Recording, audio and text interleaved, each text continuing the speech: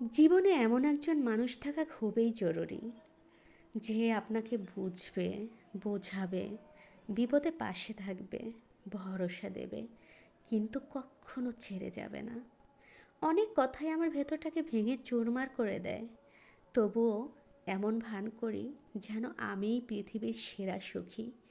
জীবনে কখনো কষ্টকেই দেখিনি, কোনো ব্যথাই নেই আমার।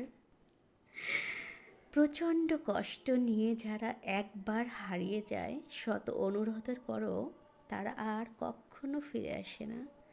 যার মুখে হাসি যত বেশি, তার জীবনে কষ্টটাও তত বেশি। যারা অন্যকে ঠকাতে ভয় পায়, তারাই দিন শেষে বারবার ঠকে যায়। চিৎকার করে কাঁদলে হয়তো মন হালকা হয়, কিন্তু নীরবে কাঁদার চেয়ে বড় কষ্ট বোধ হয় এই পৃথিবীতে আর কিছুই নেই। তোমার মধ্যে ছলনা, মিথ্যা, অভিনয়, মুখোশ সব ছিল, শুধু ছিল না আমাকে বোঝার মতো একটা মন।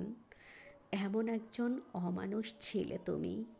ধিক্কার জানাই তোমার মতো পশুর মতো মন যাদের আছে।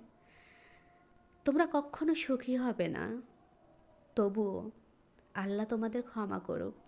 ভালো থাকো তোমরা, এসব মুখোশধারী অমানুষরা।